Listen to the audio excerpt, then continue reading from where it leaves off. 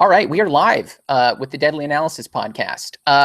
So this week is going to be kind of fun. By the way, if you're new to the podcast, this is a place where we maneuver through the cerebral and psychological avenues of fear in horror films. It's a place where we position our nights. I'm just going to throw these puns on as thick as I can. We position our Sunday nights, more specifically, to discuss good horror films. You could say that we're the grandmasters, if you will, when it comes to not challenging death like we're going to be discussing in tonight's film. Or how would I put this? We at the Deadly Analysis podcast like to let death challenge us. And that is my entire attempt at being deep the rest of the night. That took me 3 days to write, stayed up all night. So just so you know, that's all I'm going to say the rest of the night. We're actually delving into Ingmar Bergman's 1957 film, The Seventh Seal, which at this point I think is the oldest film we tasked ourselves with discussing in this podcast, up until next week, where we will be doing The Phantom Carriage, which I think is 1929. So we're just going backwards. This is also one of the films that's all about death and doubt. So thanks for choosing a film like that with those warm topics, Ben. Great choice. Unpacking this film, starting this podcast by talking about this film seems to me to be a kind of monumental task.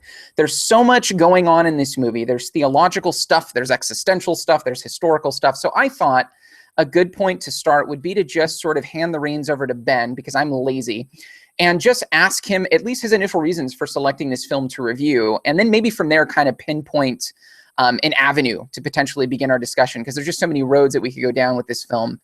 Because it's so theologically and I think philosophically rich. So I'll hand this over to Ben and just ask the really simple question: why did you select The Seventh Seal? Perfect question to start with. I will definitely say that, this is a movie that it shows up in the Criterion Collection. It has been the centerpiece of a great deal of study. People talk about it. People write papers about it. They connect it up with philosophical theories, write books about how kind of like that overlap happens. But that's not, to my shame, that is not sort of the perspective that I have on this. The reason that I watched this movie initially was because the themes that you see in this film show up across other movies. It's something that you hear about. It's something that people talk about. And so mostly I was just really curious. I watched this movie and it hits me like a ton of bricks. So whenever we were sort of putting together our lists, each of us that kind of like contribute to the podcast, of the movies that we think are sort of the best, or like that we might want to talk about. I was initially sort of hesitant to put this on there because it is a little bit older, but also because it's kind of it's sort of a mystery to me. So I watched this movie and it had such a profound impact that it's one of those situations where it's like you think you see something out of the corner of your eye and you're not quite sure. So you look around to see if anyone else maybe saw the same thing that you did, but you don't want to say anything just because of the way it might sound. I have the same reaction to this just because what I see in this might be more than what's actually there. I might be reading so much into this that it just goes above and beyond what Ingmar Bergman might have intended for the film. But what that is, honestly, and it's a little bit hard to talk about. Like I actually have never tried to talk about how I interpret this film with anybody, mostly because of the subject matter. It's like, how do you broach this topic? How do you start to talk about what's in this movie? It seems almost impossible. But for me, I think what we see here in this film, the movie sort of acts as a finger that points at kind of a deeper truth. And what I think that truth is sort of the root of all horror. I think it really sort of points to what makes terror, even if we mask it behind, or a blank face mask like in Michael Myers, or, behind a zombie movie, or behind The Witch, where you have this isolation sort of like religious themes, fear. I really think whatever this is pointing to, this movie sort of indicates and kind of alludes to is sort of the root of all of that. And it's just, it's too much. So obviously there are a few themes here that I think line up with some of the other movies that I picked. I picked The Babadook, I picked The Witch, and I think there are some corollaries there. But whatever this is acts as so much more of a potent mirror to whatever it is inside me that resonates with horror movies, that it's in a league of its own. As we've talked about before, this is literally the 10 on my list. It's the only 10, and it's the movie by which all other horror movies especially are compared. There's nothing that sort of surpasses this. And honestly, I mean, that's true without even going into the philosophical stuff, without talking about existentialism or Sartre or theological concerns, or perhaps the reason why religion is what it is. Beyond any of that, just as a work of art, this resonates with me so strongly that it is clearly above and beyond any other movie in general, really, that I've ever seen. So that's why I chose this one.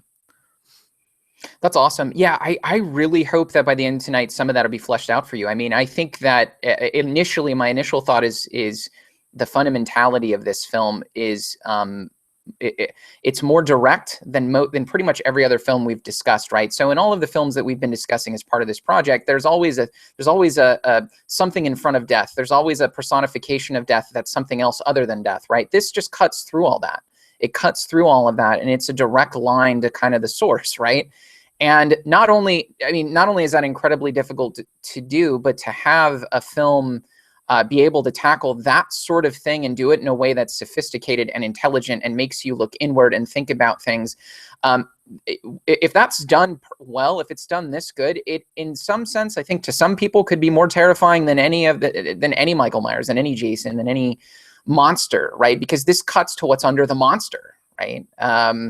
There's a real fundamentality to it. There's a few films that have had something like that we've reviewed in this, but this may be by far the one that cuts the deepest.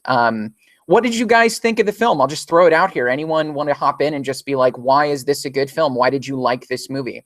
Hopefully we can help Ben try and figure out what makes this film so potent for him. Well, I actually have a question for Ben. When I first heard that you guys were discussing this on a horror movie podcast, I was like, that's a great film, one of my favorite films, but it's not a horror film. So I sort of wonder, like, tell me why, Ben, why you see it as a horror film, and what aspects of the genre and what aspects of the seventh, how do those two things link up for you? Sure. So whenever I think about some of the interviews that Ingmar Bergman has had, whenever he talks about this movie and why he made it, I think what he sort of explains is that he was kind of working through his own fear of death. And like he describes himself as being sort of like a profoundly sort of afraid individual. Like he has a lot of this fear that sort of pervades his life. And this was kind of his way of working through a lot of that. And so I think that does come through and sort of makes it kind of a horror film, because it is about that fear, but also because of some of the main themes that you have here, right? Yes, it is a movie about death. It is a movie about pestilence and plague and doubt and sort of like all of these themes that I think you could find in a horror movie. And I'm not, obviously I'm not entirely sure if this would fit within what we would think of as modern horror. Like it definitely does stand out as being like a very unique and different sort of thing. But I think those themes are why I personally would consider this a horror movie. Yeah, I see that, and when I rewatched it today, actually before the podcast, I started to see some of the horror elements that you're talking about. What's interesting for me is when I classify a horror film, it's a film that is attempting to scare me, and this seems like a film that is showing you what it's like to be scared of the thing that we're all going to deal with, death and the existential dread associated with it.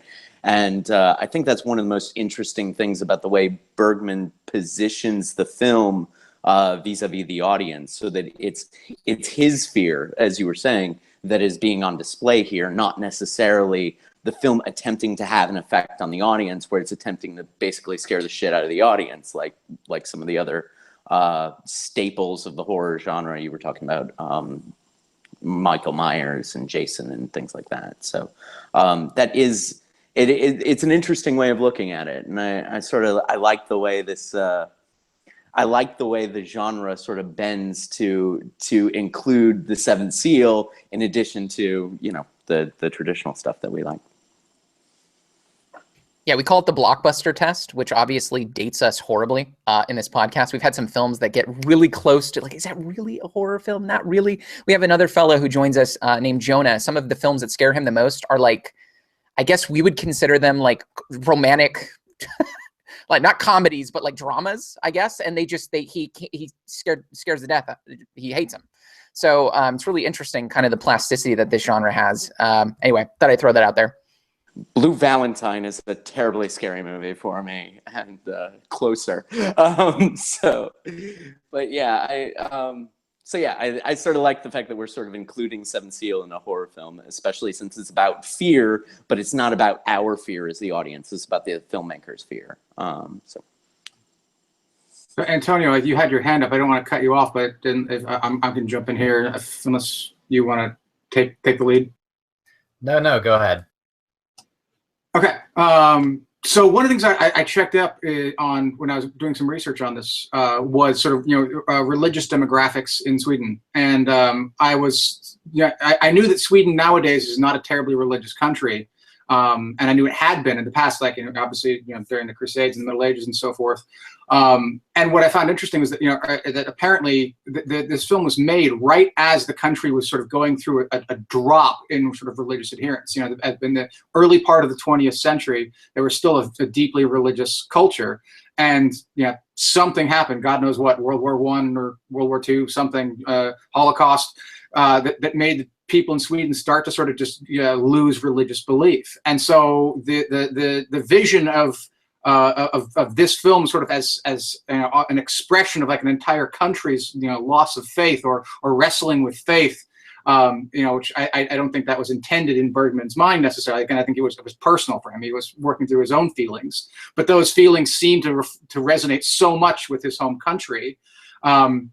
And coming to the story as an atheist, I find myself in some ways, in some ways scared and in some ways not scared by this film.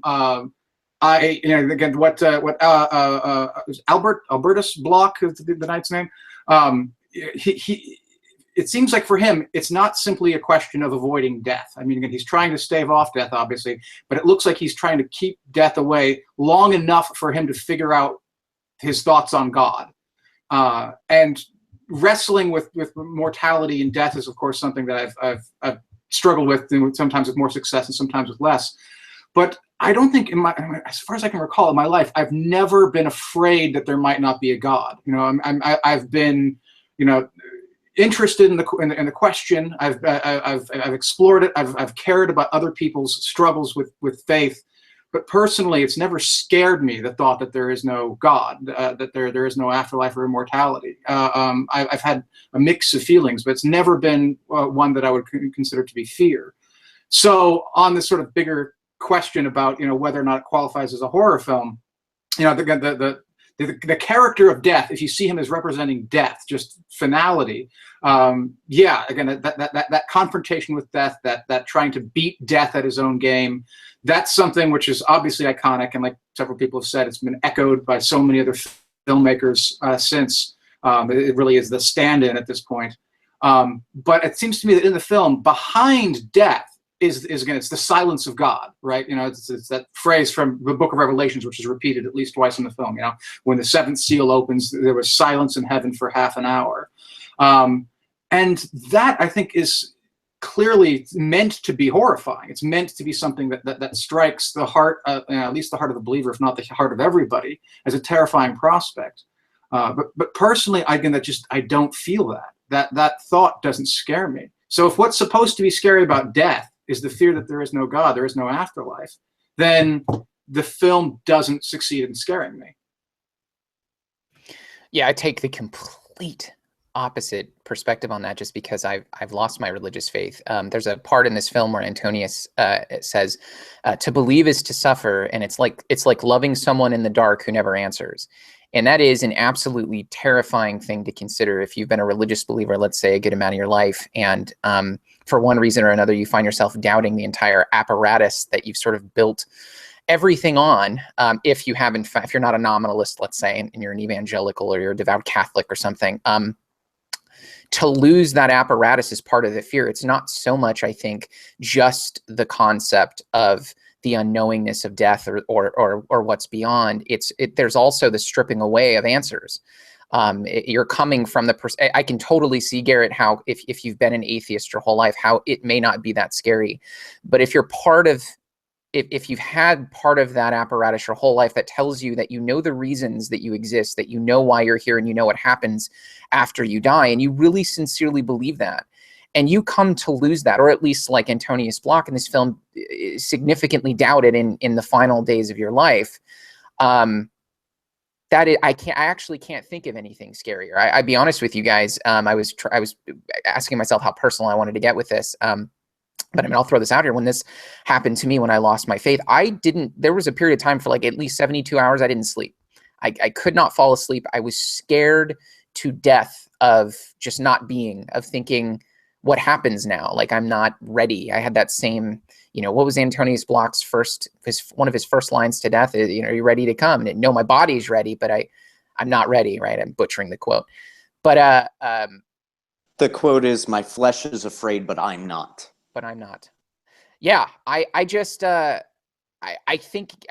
a good amount of this fear is going to come if part of answers already provided are stripped. An entire apparatus is stripped, Garrett. I mean, that's maybe how I would respond to that. If that happens, and Antonius is obviously a religious person, Yawns would be maybe more along the lines of where you're coming from. But for Antonius, you gotta envision yourself being a religious believer. That this would be absolutely terrifying in light of facing death. See, now that is fascinating, because I had not been an atheist my whole life. I was raised a believer. I was never especially devout, I suppose. I mean, maybe, I don't know if I would ever have described myself as having a personal relationship with God the way some believers do, but I definitely believed. And when I lost my faith, I too went through a crisis, but the crisis was not so much existential in the sense of what happens when I die, but rather social in the sense that I felt that my parents had lied to me, that I had been deceived, and I wasn't sure who to trust anymore. So it was about how I relate with the other people in my life, not about how I relate with my own mortality. That's interesting.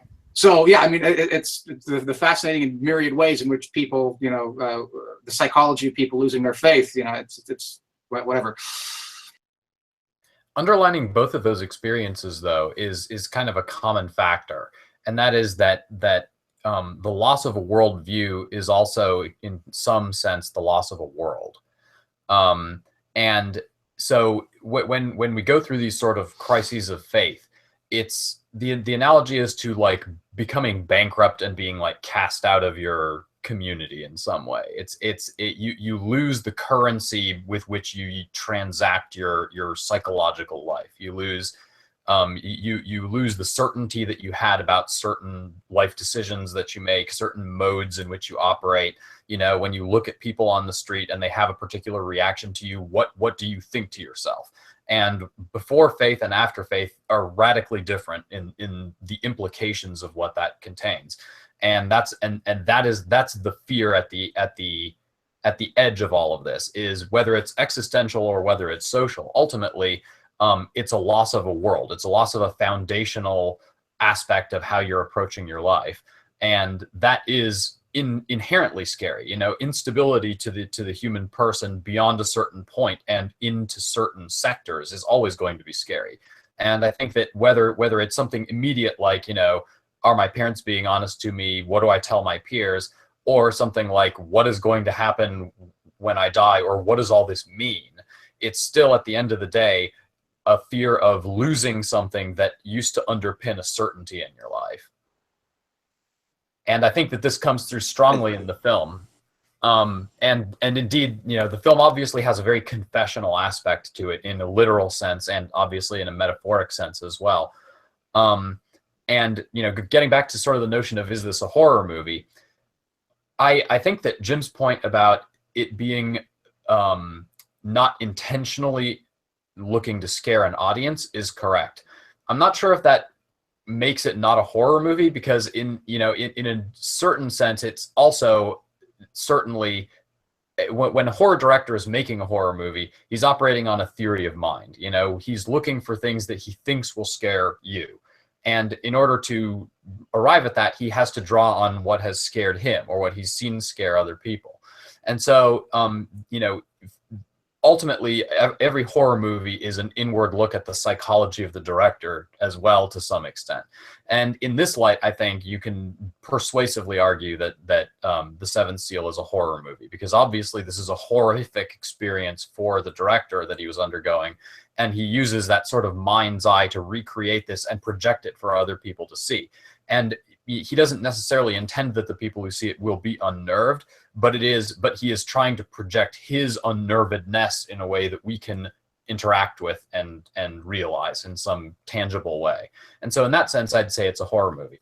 The other interesting aspect of it that is sort of points more toward it being a horror movie and sort of ties in with the confessional aspect is most horror movies, if you pay close attention to them, are horrific but redemptive. They have some sort of like, the bad guy's defeated, even if, his final act is to claw up through the ground or whatever. The bad guy's beaten and life is largely back to normal by the end of the movie in most cases.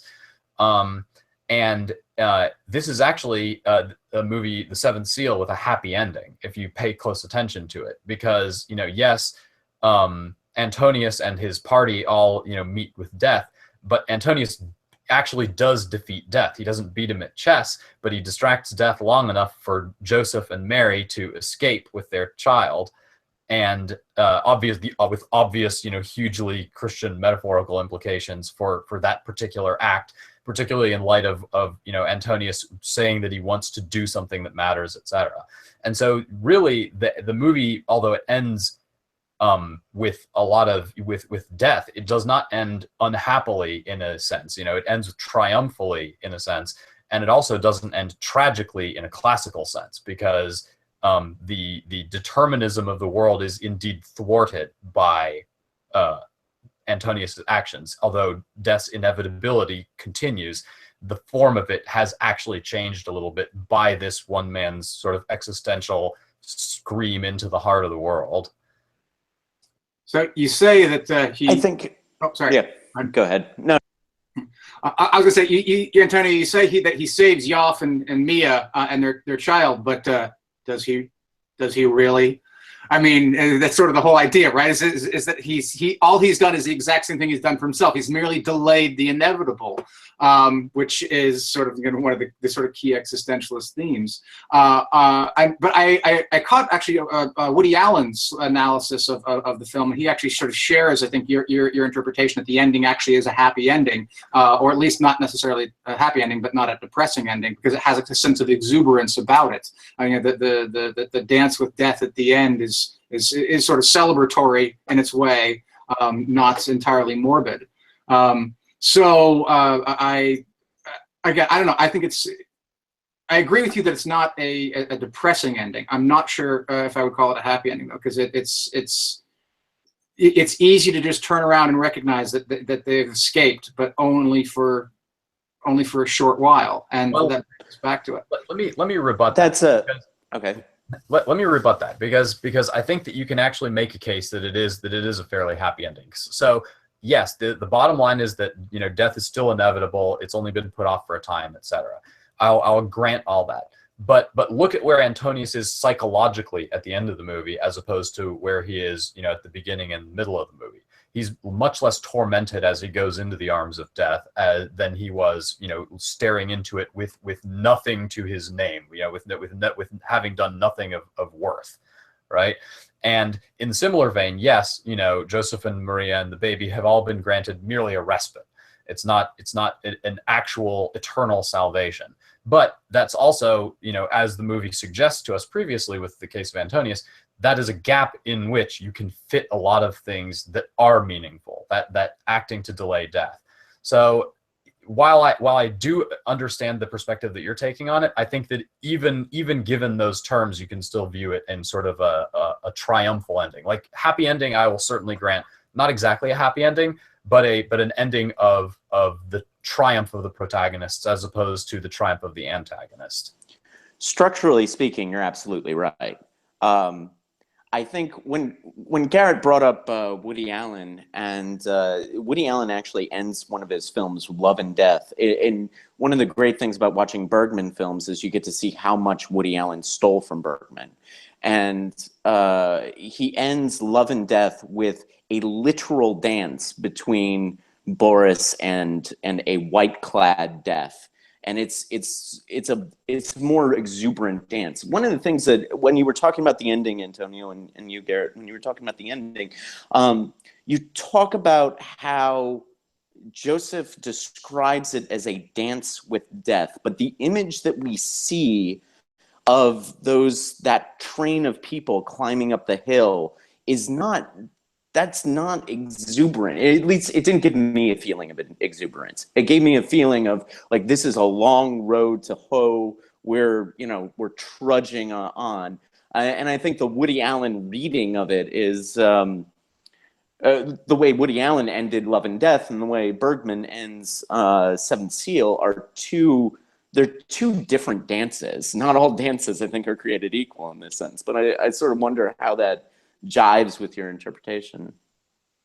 Well, and then another interesting aspect of that. Well, two things to note on that is, first of all, the process of dying, which is depicted in the Dance of Death, is much less horrific than looking at death is depicted previously in the movie. You know, the actual experience is a fairly neutral, transitory kind of experience.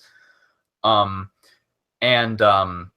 far as you know, looking at it in a happy and as a more exuberant ending or not, I don't think that that Antonius and company, you know, passing into the shadows is necessarily the exuberant part of the ending.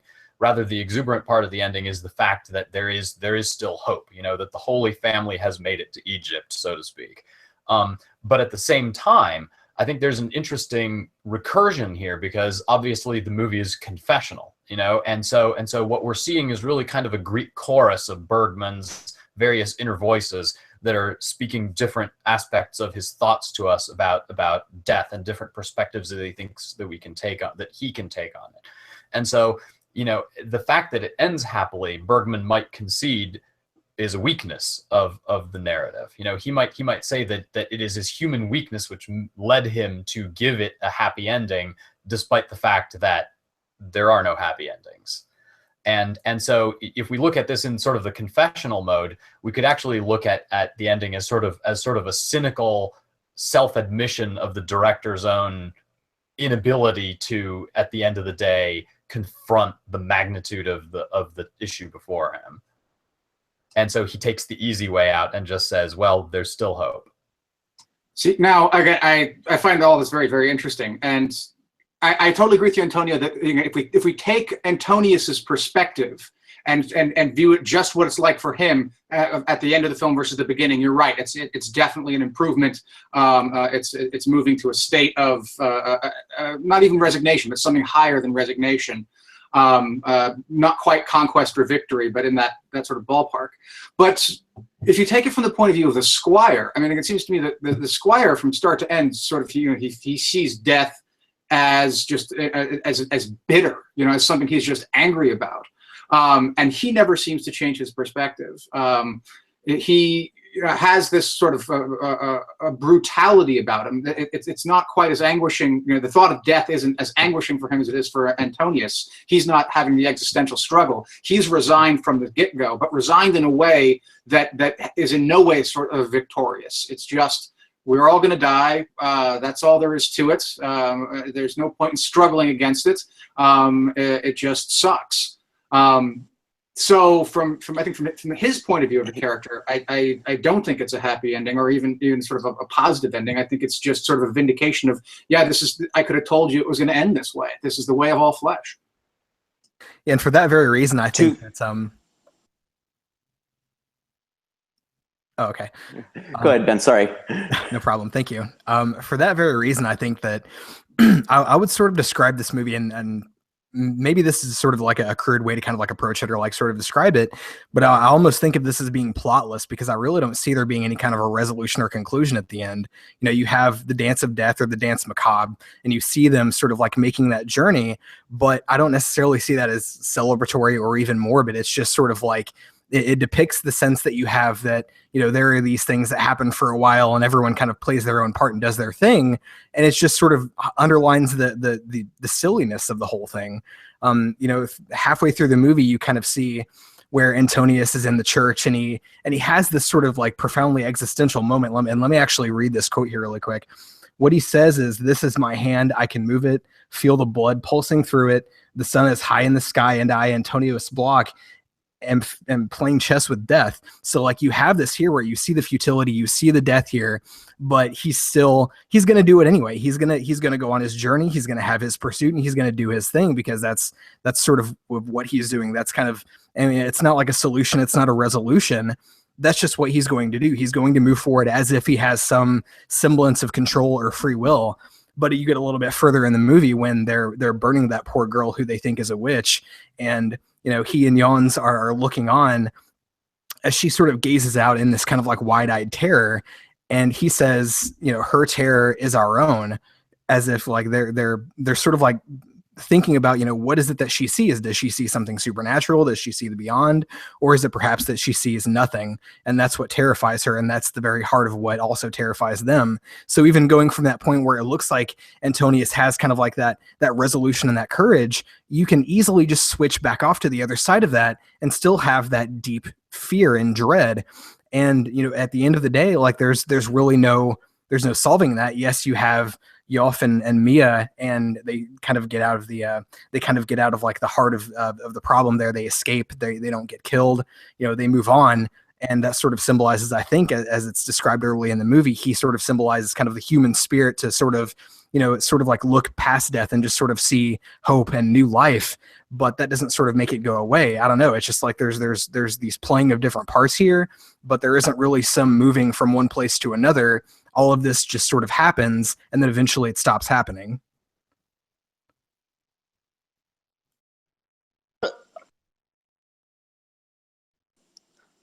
Let's see. Okay. Yeah.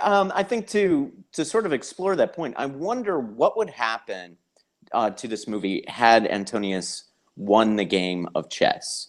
Now, obviously, that's not the movie that Bergman wants to make. But I believe when you call the film plotless, I think that there is a plot. It goes from, I'm going to win this game of chess, I'm going to defeat death, I'm going to stave off elimination, so to speak, and then I'm going to go do something good. He has one line there like, I want to do something worthwhile with my life before I die. I'm butchering that quote, but it's something along those lines.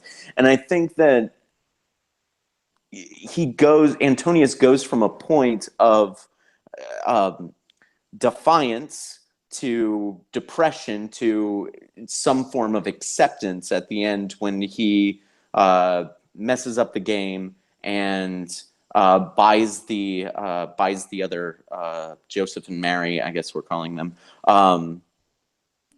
buys them a chance at getting to Egypt, as the metaphor goes.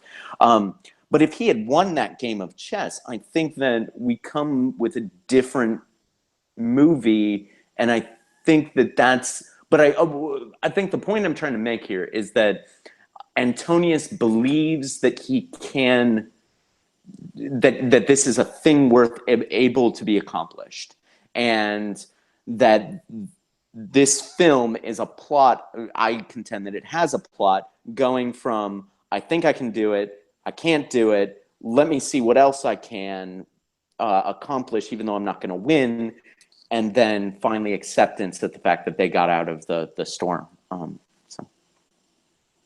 Oh, and yeah, also, go ahead.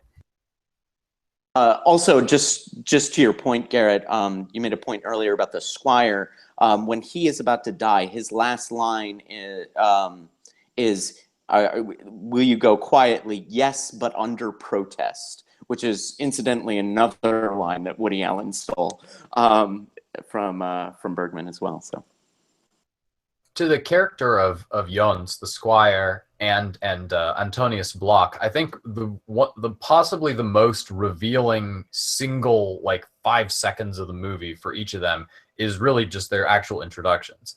And it's really interesting to note specifically how they're framed and what they do. And so when Antonius is revealed, they're both sprawled from the ocean vomits them out like Jonah, and just sprawls them on the beach.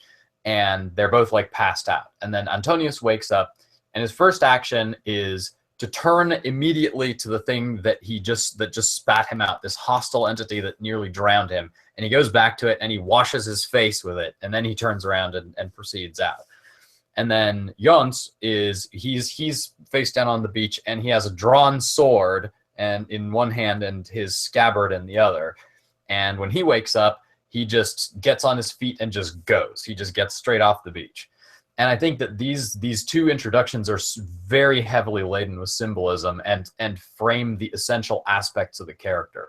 You know, Antonius is caught between. His inability to resolve his conflicts is his weakness.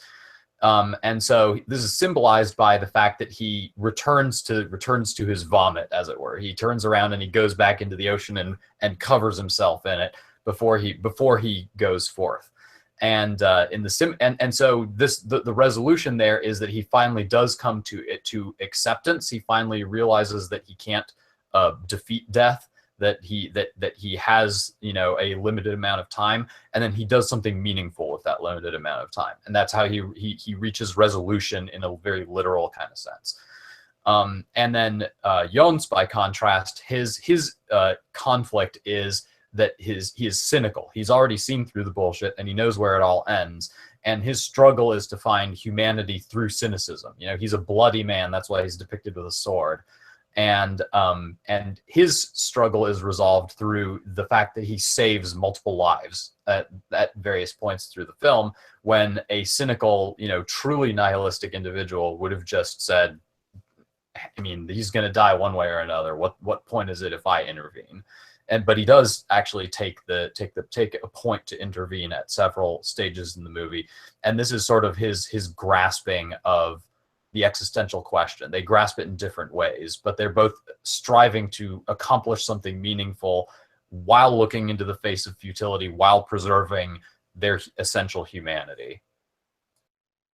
Yeah, and that right there, I mean, that's straight out of Camus. It's his novel, The Plague, which was about 10 years or so before Seven Seal. It's the doctor character, whose name's escaping me at the moment, but he's sort of having a similar sort of existential crisis. He doesn't believe in God. He believes we're all going to die eventually.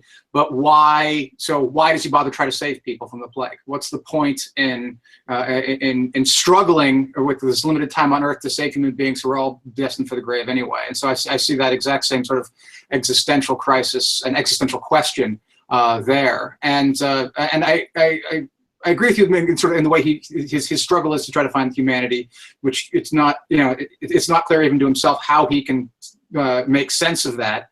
But yeah, that final line, Jim, about how I'll go, but I'll go under protest. Again, that does for me underscore the difference. Woody Allen makes that a comic line. He makes it funny, but I find no humor in the way Bergman portrays it.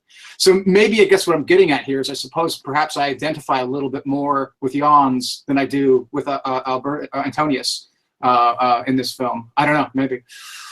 One thing I would definitely like to point out here too is that there is a little bit of a selectivity in how Yawns sort of exercises that. I mean, yes, he does step in and save the girl, whatever that Ravel, I think the character's name is, that comes in and steals the bangle. He steps in and he stops anything bad from happening. But later on, you see in the movie when they're in the forest, and that I believe it's that same character stumbles out and he's screaming and he's asking for help and a drink of water.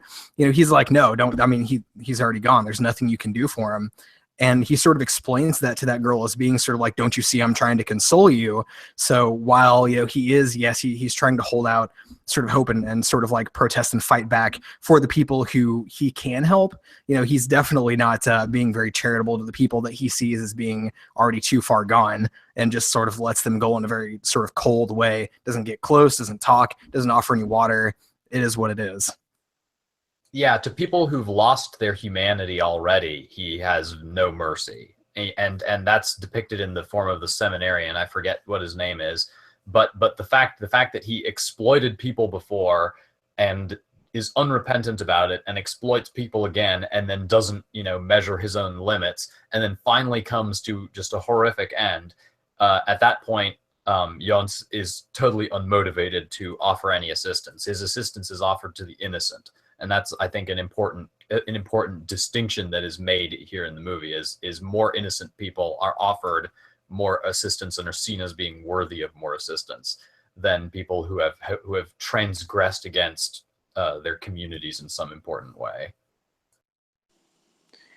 Yeah, I think that the reading that you gave of the film as a whole, Antonio, was spot on. But there is it's not a straight line for Yawns. Like, it's not a straight line of I'm gonna redeem, I'm gonna do the good that I can do, like Ryu in the Plague.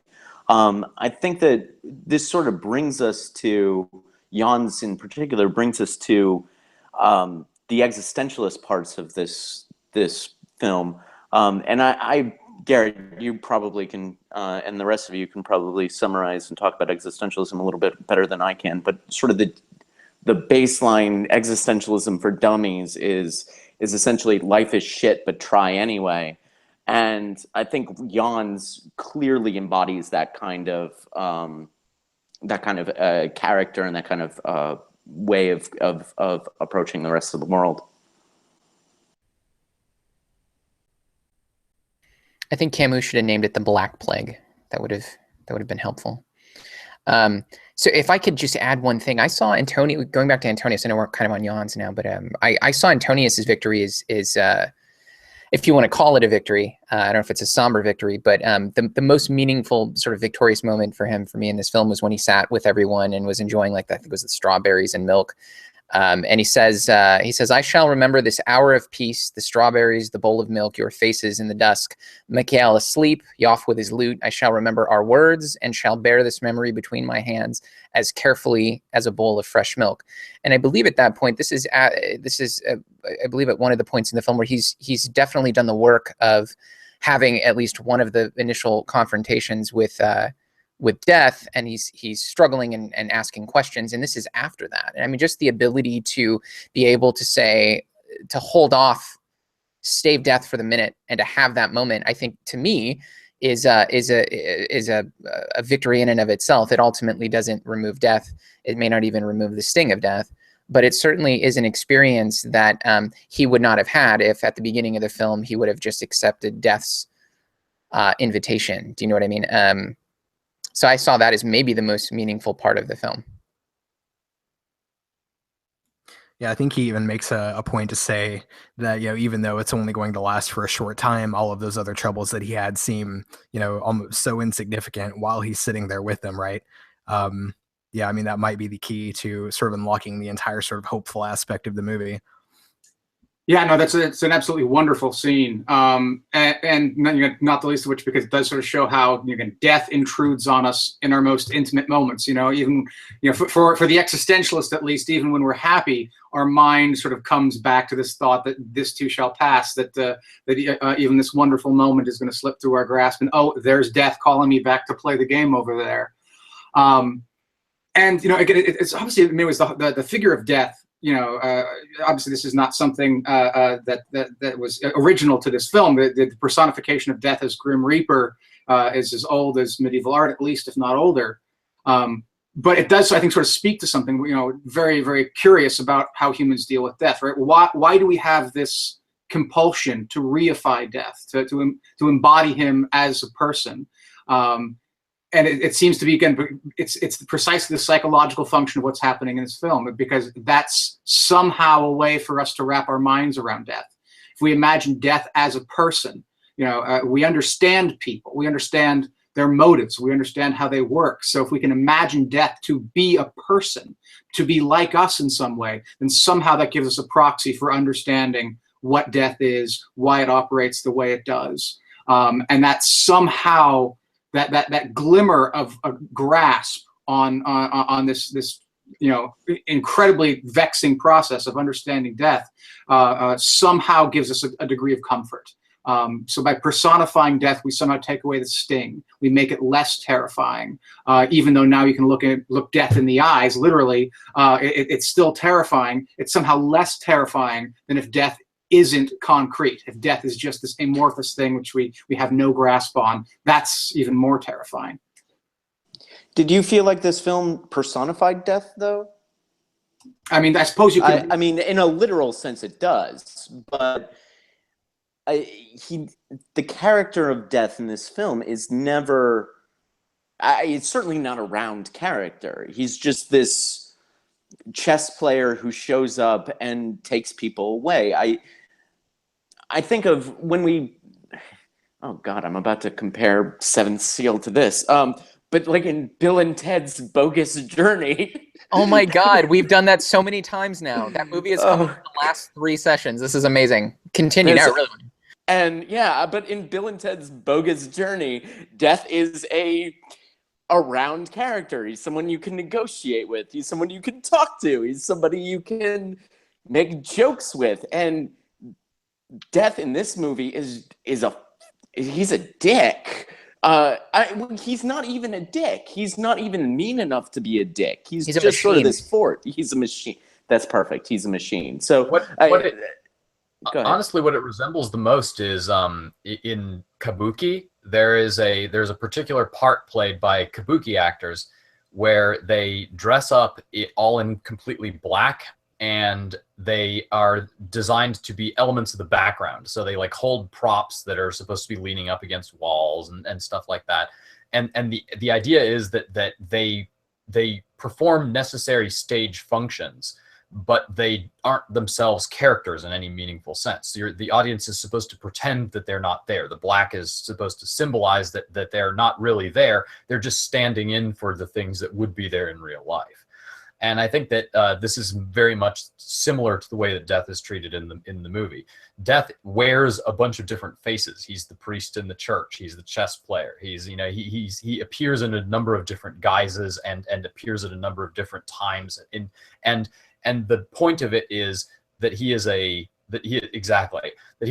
presence. That he is something that you can't escape, that he is behind the face of everyone that you're looking into, etc. The idea is that he precisely is not exactly a character. He's something that your dialogue with is indistinguishable from you talking to yourself about this particular issue.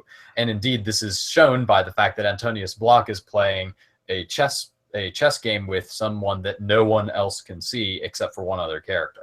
Right, and that's why I wanted to go to see, because Yoff can see him, right? But Yoff also is sort of depicted as a little crazy, right? That he makes up stories which apparently are completely unreal, and also has questionable visions. He sees the Virgin Mary when we first meet him, right? And so, I mean, I think we can take the film this way, as death is not actually literally being present, as being some sort of imaginary projection by either Antonius and or Yoff or something like that, which definitely would account for him not being a rounded character, like you say, Jim. But if we do take it that way, then in some ways, I mean, it's kind of. That's kind of, I think, even more depressing, right? Because, in as much as sort of, if Yoff is sort of is the fool, as it were, and Antonius is the serious man, and if they're both sort of the ones who delusionally see death as a presence, then that's sort of, you can't help but see that as a commentary on people in general, right? The idea that human beings are in a very real way lying to themselves and fabricating a story about how to understand death or how we escape death, when in fact that's all just nonsense. When there is no death there, death is just this amorphous, incomprehensible force which comes for us all. You can't even put a face to it. You can't even call it a thing. And that's, like I said, that's even more terrifying for me. Well, if I could, though, I do think I have one at least possible counterpoint to that. And it's that, again, going back to that scene in the church, whenever Antonius is having his confessional, there are a few points in there where you really, or at least I did, get the strong sense that there's some empathizing going on, where he's talking about the silence of God throughout all of this. He's fighting in the Crusades for 10 years and all that seems meaningless. And now he comes back and there's this terrible plague. And where is God in all of this? But you see Death sort of responding and sort of finishing his thoughts and kind of like commiserating with him a little bit, almost as if Death as an entity has those same concerns. And just for a brief second, I do think you see a little bit of what might be perhaps mistaken as humanity there. And I really enjoyed those. And perhaps you could also take that to be, yes, that's a conversation that Antonius is having with himself. Maybe that's sort of his internal dialogue, and maybe the entire chess game is him sort of coming to grips with death as not a person, but as like a phenomenon in his own way. But I mean, at least in a couple scenes there, you really do kind of get something that almost looks like character development. I don't necessarily know if it's intended to be like that, but it at least looks like that. Well, just the phrase "I am unknowing," I felt like was surprising to me. That was kind of shocking to me. I mean, we think of death as this sort of, especially if it's personified, as this being that has some sort of knowledge, that knows something beyond us. It's taking us somewhere. It's doing something. It's functioning in a way that's above us. One of the things I really, really loved about death in this film is that it was a taker of bodies. It wasn't a taker of souls. If this, and it kind of can't be a taker of souls, right? If it was a taker of souls, then Antonius Block, a lot of the stuff he's trying to investigate or sort of answered for him, right? But I can't think of many other movies where any kind of personification of death is a taker of people and not their souls. Do you know what I mean? That it ends with their body here, and I felt like that was unique. It could just be because I haven't seen many films that have this in it, but it stood out as one of the better parts of the movie for me. But yeah, anyway, to go back to your point, Ben, just the fact that he didn't know was to me a shock, and it said that there's a kind of, not a humanness, but an ignorance, let's say, and an ignorance is something that we apply to people, you know. So I don't know. In point. Go ahead. Oh, well, just quickly, there are a few films that personify death as taker of bodies, but most of them are most of them are stealing from Seventh Seal. So Woody Allen has done it. They're all Woody Allen films, I bet. Yeah, they're pretty much. They're actually Les Miserables, the film version of Les Miserables. He bodily goes with Fantine at the end. But then that's a completely different film in a completely different context, doing a mission of Christianity, which is almost completely, which is sort of antithetical to Bergman. But yeah, just a real quick thing. Go ahead, Gary. No, I kind of wanted to somewhat change gears a little bit, because I wanted one of a pair of scenes which really jumped out to me this time around viewing it was the conversation that Yawns had with the painter in the church. You know, we've been talking about whether this is a horror movie, and I'm pulling up the script here and looking at the scene, like, you know, where it's great. It says, like, you know, why do you paint such nonsense? Talking about the dance of death. And painter says, I thought it would serve to remind people that they must die. And Jan says, well, that's not going to make them feel any happier. Why should one always make people happy? It might not be a bad idea to scare them once in a while. They'll close your eyes and refuse to look at your painting. Oh, they'll look. A skull is more interesting than a naked woman. If you scare them, they'll think. And if they think, they'll become more scared. And they'll run into the arms of the priests. That line, that whole thing explains why The Exorcist is popular. I just want to throw that out there. We went through this in our Exorcist thing, the resurgence bringing people back to the church. Anyway, just yeah. Well, to follow up on that real quick, also, you know, in the movie, that's exactly, you know, that's exactly the tragic flaw, or one of the tragic flaws of Antonius is, you know, he goes into the church. He is persuaded into the church despite his doubts by the same sort of tales and forces and psychological pressures that are mentioned by the painter. And what does he find in the church?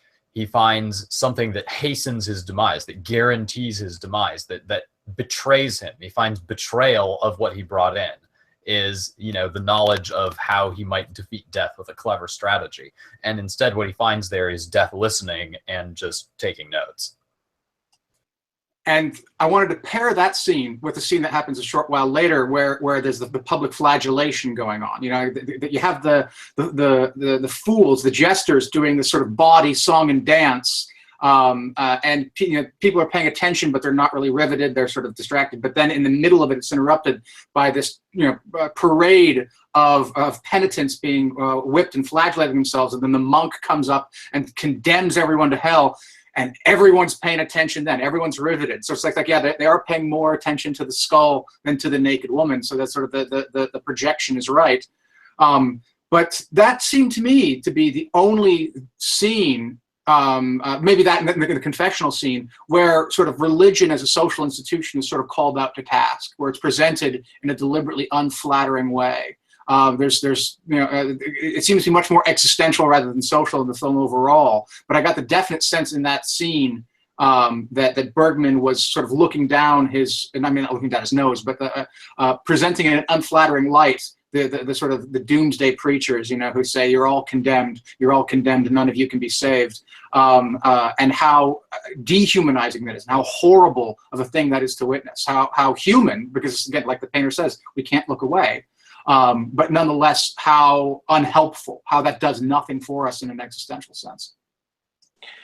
And what was interesting about that scene was the depiction of Christ on those crucifixes. I mean, I don't know about sort of medieval art and depictions of Christ, but it almost looked like a macabre buddy Christ from Dogma on the crucifixes.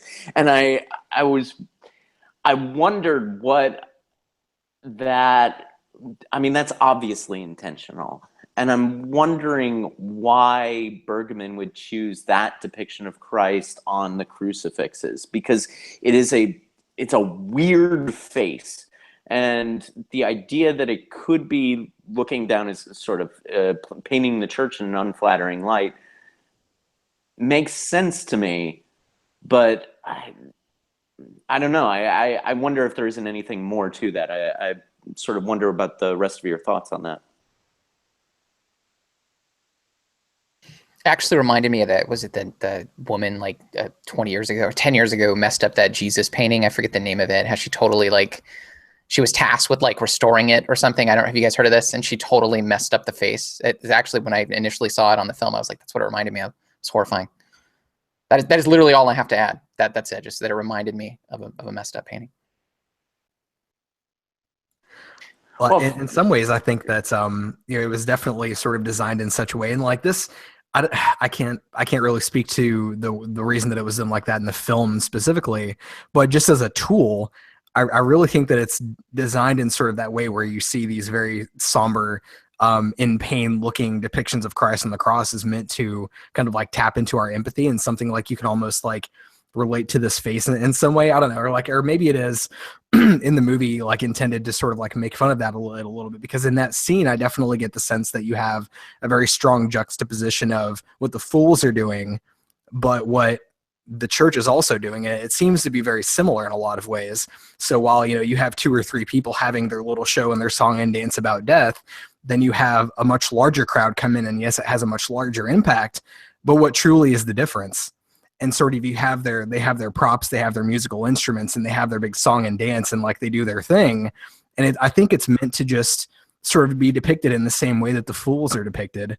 And also just to follow up on that a little bit less. I mean, when they leave the town, I think that's fantastic as well. You have them sort of walking out, and you have that above view where they're just sort of walking by in their train, they're flagellating themselves, and then they slowly sort of dissipate until you get this solid 30 seconds of silence and nothingness.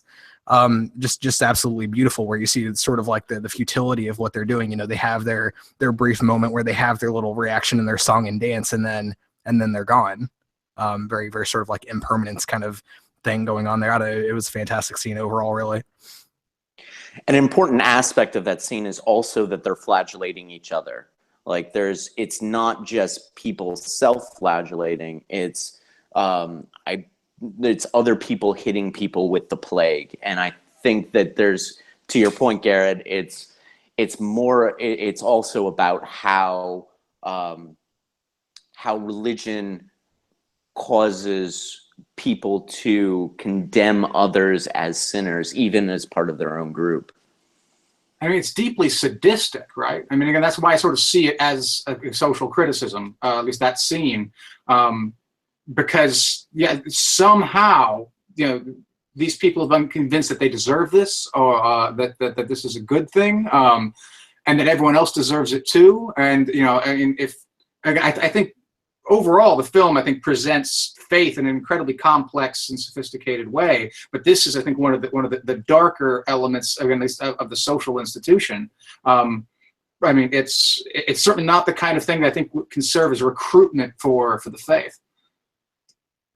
Yeah, there's a depiction of basically. I think the major juxtaposition for that scene within the film is the scene with where they're all sitting around breaking bread together, and it strikes me. Go ahead. No, as I said, I think the major juxtaposition is what happens right before. It's the sex scene behind the bushes. And again, and that's sort of like that's the deliberate contrast, right? The people will look at the skull more than the naked woman. While the one fool is backstage and meets the girl, and they're having sex while the horror is going on, and we look away from the sex scene, and what we see is the flagellation. What we see is the pestilence and the death. And we're doing exactly what the painter says we would do. In terms of Christian theme, though, where what you see here is these penitents that are basically looking to get at Christ through the suffering of Christ. They're flagellating each other, they're inflicting suffering on one another in order to participate sufficiently in the sufferings of Christ. And so in the sense they're sort of people who've accepted the existentialist project as well, in a kind of a twisted way. These are people who have embraced the notion that they are destined to suffer, and by celebrating it rather than so by fanaticism, they're sort of overindulging in the existential cynicism, in a sense. And this is kind of and they're doing this in a fervent hope that the future will be glorious, that there will be glory in the future. And this is juxtaposed in sort of the meal that is shared with the Holy Family. And again, the Christian symbolism here is kind of inescapable, in that they're sitting down with, the Crusader knight is sitting down with the Holy Family, and his great joy, rather than to go through all the suffering that he's gone through, rather than to seek to attain Christ through this sort of penitent, sadistic, masochistic kind of frame that the other equally faithful types have done. The true access to the Holy Family is just to sit down and share a bowl of fresh milk. Like that's the secret. The secret is not to go through all these motions and erect all these icons and beat each other into a bloody pulp. The secret is to sit down with with someone named Joseph and someone named Mary and their child and share a bowl of fresh milk. That's how you get to the Holy Family. If I could too, there's a couple things that I wanted to say about that. I think I think you alluded to it very well, but just to put this out there as like sort of an explicit point, I really wanted to kind of look at why they're doing this, like what the motivation is for both the theater troupe as well as kind of the church here. And I think just to point this out is that the reason that they're doing this, of course, is that they're afraid. So, they both seen sort of death. They have their understanding of death. They have very different reactions to it. But for the faithful, it's more acceptant, or it's less bad. It's less horrific to whip yourself and see yourself as deserving of the Black Plague than it is to face the reality that sort of everything is just kind of utterly meaningless. So like they would rather whip themselves and bleed and suffer than face this one truth. So I thought that was definitely kind of interesting. But also just going back to this Holy Family, I think that is very strongly depicted. And yes, there are a lot of Christian themes here, but I think it's a little bit deeper than that too. I think that we have that sort of that archetype, but it doesn't necessarily need to be Christian theology that points it out. I think it's there regardless of Christianity. I think it's something deeper in human psychology, and a lot of this movie sort of alludes to that, but probably uses Christianity as a tool to point it out. Yeah, the notion of the husband, wife, and child, and as the core, sort of nuclear family unit, and especially as sort of the thing that we need to preserve, or the thing we need to save from persecution, the thing that is an icon of holiness to us, is the family unit, the relationship, the sort of innocent and loving relationship between all three, and the need to preserve that for the good of the species, the sort of categorical primal imperative that goes along with that symbolism. So I have a question, and this kind of goes to Ben's last. I think Ben touched on this a second ago with the fear element. The line that stuck out to me, there's a bazillion lines that stick out to me, but one of them was when Antonius says, we must make an idol of our fear and call it God. I wasn't entirely sure what to make of that. I wanted to get your guys' thoughts on that particular line. What did you guys think he was saying in that? I think if I'm remembering your line correctly, I think the following is something that I wrote down as well. God is both impossible to ignore and impossible to believe in.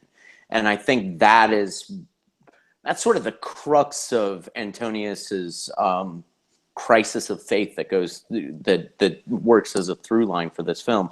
I mean, even his entire interactions with death are about trying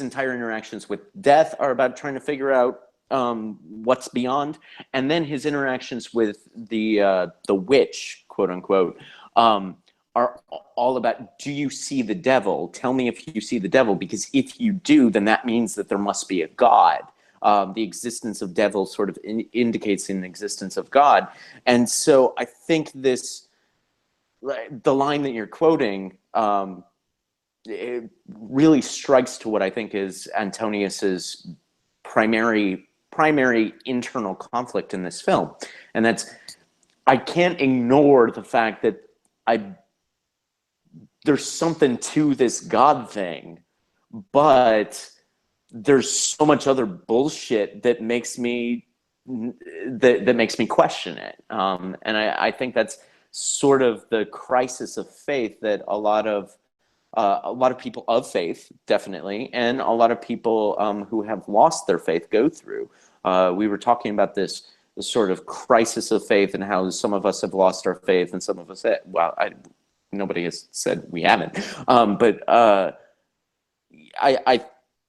I think this is the central, like, that's it. Like, that it crystallizes that for me. At least that's my response to that line. And that ties in also with the silence of God very, very powerfully, right? Because, the whole point of the God being something immediate and yet, as it was said, impossible to ignore, but also impossible to believe in. The impossibility of ignoring him is simply the magnitude of the creation, so to speak. We're simply overwhelmed on all fronts by the majesty of everything that we perceive. And so we assume it must come from, somewhere. And the impossible to believe in is, we see this order in the universe, that, seeming order in the universe, and we call out to it, and we hear a deafening echo in response. There is nothing there that is doing anything more than absorbing what we put in and just reflecting it right back to us in some way, shape, or form.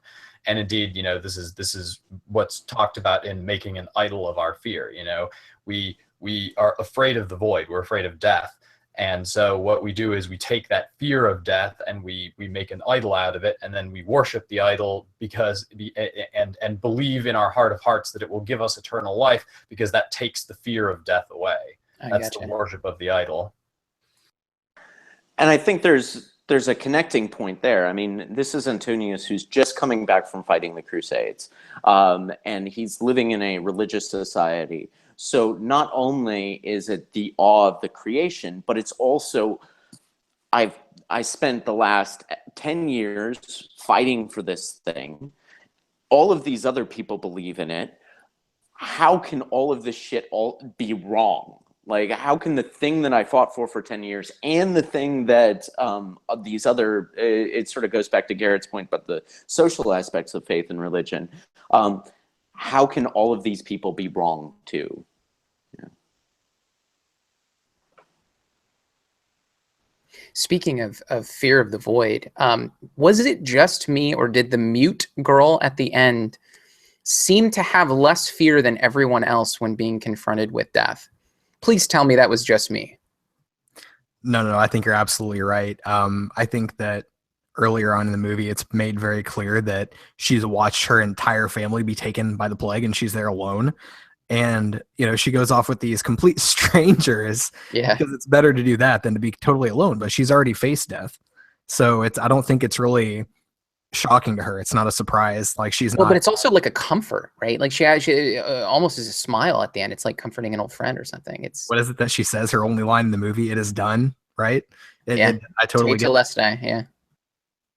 Yeah, and if I recall, she's the one who falls to her knees, right? You had that wide shot of all four of them, and they each sort of say their sort of final scenes, and then she just sort of falls to her knees, and the camera follows her down, and she has this. I mean, what I interpreted on her face was sort of a look of awe and reverence for death, and yeah, there's a beauty in her face. So she has these tears, and this the death is release, I suppose, might be what's happening. Absolutely. And if you think about Antonius's wife too, like there's a really good sort of corollary to that, because she greets him and calls him noble lord, you are welcome in our house. I don't really see a whole lot of fear of death as an entity in the ending of this movie for these characters. They all greet him as sort of a friend. And that sort of, I think, touches on one of the deeper themes of this movie too, because I really don't think it's meant to be that death itself is kind of the source of the terror. It's something else. It's that there's nothing beyond that. It's that there's nothing to give life itself meaning, but death itself, like that transition, really is just sort of, I don't know. Like if you think about Ingmar's, if you think about Bergman's sort of like description of why he depicted death the way he did, he intended death to be, in his words, a white-faced clown. He's supposed to be sort of like this kind of like silly sort of thing. He's not supposed to be terrifying, and I really do think that comes through in sort of the way that their sort of group reacts to him at the very end of the movie. And it's interesting that it's Mia and then Mute Girl, so it's women who tend to look at death, in that sort of way. It's really interesting. I don't know if it's accidental or what. 2 points. First, is everybody reacts calmly except for Yawns, who's I'll go but under protest. The other, you're sort of giving me a diving board for one of the things that I wanted to talk about with this film. That's in fact that's one thing that keeps this film from being a 10 for me. And I'll sort of defend this case a little bit more, but I wanted to ask the question first. Is you said it's only women who respond to death this way. I wondered if anybody picked up any sort of misogynistic vibes from this film. Did anybody feel that its portrayal of women was I'll just use the general term misogynistic, and then I'll start to elucidate that point in a second. Anybody pick up on that as well? I mean, Yawns has that line about, well, I could have raped you, so like they thank me for not raping you, right? I mean, but I think it's also pretty clear that we're meant to sort of, not view him favorably because of that. Again, it's clear to me that the filmmakers and the audiences both sort of condemn his, I'm not sure misogyny per se, but his sort of selfishness, his self-centeredness, his inability to have any empathy for her in that moment. So. I mean, that's the scene that struck me as the most sort of sexist or problematic, but I think it's done in a way that's a moral context for that kind of thing. It's not a misogynistic movie to me. I didn't experience it as misogynistic, but I definitely agree with the notion that this is a movie that is framed entirely in the male gaze, to use a feministic term. It is 100% a male gaze movie, and there's no more sharp indication of this than just looking at the women in the movie versus the men in the movie. Look at the female leads versus the male leads. The male leads are these like eccentric, craggy looking people of variable ages and body types and stuff, and the women are all these really hot Swedish women. Like all four of them are like just super good looking, and yeah, and so and the way that the way the movie is framed, I think it definitely speaks to the male experience. I don't think it is a movie that speaks from a woman's perspective in any meaningful way. That's kind of par for the course for Bergman in some ways, though. I mean, he almost always casts young, attractive Swedish actresses in the roles. But again, if you want to really contrast this, if you check out his film Persona, which again has very attractive female leads, but does it in a way which is sort of, I think, subversive of the male gaze. Because the more and more you get lost in looking at the women, the more and more confused their identities become, and it sort of fucks with your head in a beautiful way. But perhaps that's another film for another day. Well, just to contrast that with a couple of the other female leads in this film, yes, I mean, you do have that one particular case where you have Yawns saying, you should be thanking me for not raping you, but you also have kind of that scene where you have Scat and Lisa sort of sneaking off into the bushes, and later on when they have their confrontation in the forest, she's obviously being very manipulative and very fickle, jumping from one person to the other, and kind of the reaction to that is, women, whatever, this is how women are. What do you got to do? But to contrast that a little bit, I really do want to look at Yoff and Mia and their relationship, because Yoff is clearly the fool. He's clearly the idealist. And sort of Mia sort of loves him because of that. But I think she's honestly seen, or at least depicted as being sort of the more enlightened of the two. It's almost as if she understands kind of the truth, and she sort of empathizes quite a bit with Antonius, but she sort of appreciates kind of like that hopeful sort of foolish view that sort of circumvents all the morbidity of the world. I don't know. So yes, like overall, I definitely wouldn't call this a feminist film exactly, but there is one example there where you have kind of like that more enlightened female character. So yeah, I mean, Mia's the one character that definitely flies in the face of the thesis, or the question of whether or not this is a misogynistic film. I'm coming at this from a couple of different angles. The first is Virginia Woolf in her essay Room of One's Own. She talks about how in art and literature that men are often depicted as dealing with the great unknown, that men are often depicted as struggling with heavy questions of faith and God and the meaning of it all. But women, female characters in art and literature rarely are given that opportunity. And in this film, there's only that brief scene with Mia and Antonius where they're talking right before the dinner, or the strawberries and the milk, where she is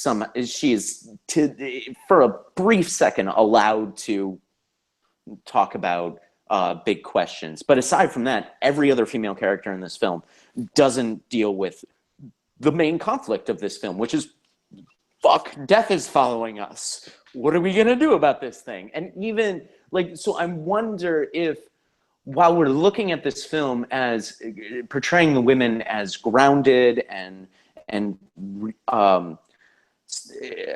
practical characters, whether or not that in itself is not a check mark in the prose of this film, whether or not this film should allow women to also deal with these big questions. You talk about the squire and his point of view of women is, oh, look at women, she's gonna start crying in a minute, and of course she does. And so this bullshit about how they're so predictable and so emotional. So that it's an aspect of this film that to some degree dates this. It was made in 1957. We sort of understand that we don't have progressive views about women at that point. But it's still, watching it in 2017, I couldn't help but notice and get a little bit uncomfortable about that kind of stuff, about how the female characters are portrayed here.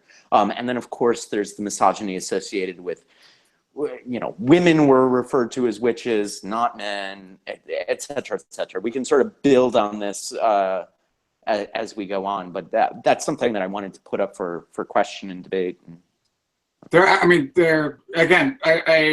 His Bergman's film Persona, which came out like 10 years after this one, I think very much deals with the feminist sorts of concerns that you're talking about. So maybe that 10 years was enough for him to progress as a human, as a filmmaker, to those questions. But I do think there is. Yeah, I did want to respond to. I forgot to respond to Persona real quick. Persona, she believes that she sees a god. and I know this isn't a podcast on persona, but she believes she sees a god, but we never see it from her perspective. So in the shot when Joseph sees the Virgin Mary teaching the kid how to walk, we see that. So we're given some credibility to his vision. We see death, so we're given some credibility to Antonius's vision. We never see the God that Liv Ullmann sees in Persona. So yeah, I just wanted to quickly respond to that before. Nor it should be pointed out, do we see the devils that the young witch claims to be able to see all around her either. Yeah, I would like to say more about Persona, but again, I don't want to get distracted because that is a different film. But Jim, there is another scene, I think, where you do see women or a female character deal with the weightness, and it's the one we were talking about just a second ago. It's that final scene of the mute girl when the camera follows her down as she falls to her knees in the presence of death. I mean, it's not an oratory scene, and she doesn't have some monologue the way the men do, but the incredible expressive power of the actress's face as she stands in the presence of death. I mean, that's very much a female character dealing with the big issues. And if I could just really quickly, so I have in my notes to contrast that scene with, and I can't believe, you're just like you, Jim, I can't believe I'm going to make a connection to this film, Event Horizon. One of the most horrifying scenes in Event Horizon, I think Garrett and I have talked about this before, is not any of the blood orgy, crazy shit, nasty scene, body horror shit, but actually it's the scene where I think it's the doctor or somebody, it has a bomb go off in their face. They're looking for it in a locker. They open up the locker. There's like 2 seconds on the bomb, and dude has 2 seconds and he's dead. And he looks at the camera, and it's the most immense fear you've ever seen in your fucking life, right? And so I thought about that scene as I'm seeing the mute girl confront death, and granted, it's a different scenario. She sort of knows it's coming, I believe, whereas the fellow in Event Horizon, it's fast. So there are these little caveats, but it just struck me as a much more, as a noble, as kind of a beautiful confrontation with death that was just, I mean, it's done so differently in quite a few other films, but most specifically to me in the one that bugged me and just gave me nightmares forever, which is Event Horizon. So yeah, if I could just contrast those two things, I think she confronted death in a way that was the right way to do it. It was better than everyone else. I don't know. And while I'm glad that you bring up issues of feminism, Jim, I think it is worth noting that this is 5 guys sitting around talking about how the women's points of view in a film. It's a shame that Shara isn't here to leaven out all the testosterone a little, perhaps. I noticed that when I first came on. I was like, oh no, I know I want to talk about the misogyny of this film, but shit, there are 5 guys sitting here, 5 white guys talking about women's issues. You went there. You went there. Well, I felt like I had to, because I do think that this, like, I think it's something we're talking about, and I really would like to see. I mean, I hate all remakes, and I don't ever want this film to be remade because Hollywood will ruin it, or anybody Ben would kill himself.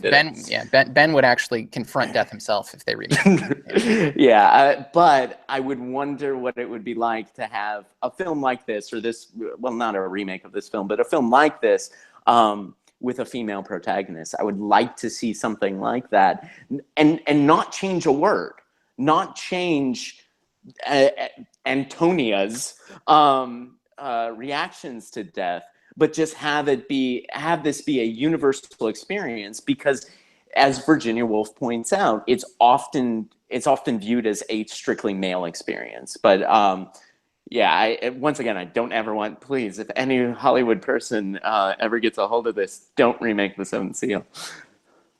I mean, we've been talking so much about the existentialist aspects of it, and again, I specifically referenced Camus, but I think Ben, you shared a book that talked about Sartre and Bergman's films. I have not seen, but I would very much like to see an analysis of Bergman from a more sort of female existentialist point of view. Simone de Beauvoir, perhaps, to sort of try to look at his work through that kind of lens. I'm curious what would fall out of that. So we actually have a question. Someone posted a question. I'd be curious to get your thoughts on this. Pony Swag, best name ever. Why is religious knowledge so important to Block, and why aren't many believers satisfied with just belief? Why is religious knowledge so important to Block, and why aren't many believers just satisfied with just belief? I mean, that's fucking Kierkegaard right there. Right? That's yeah.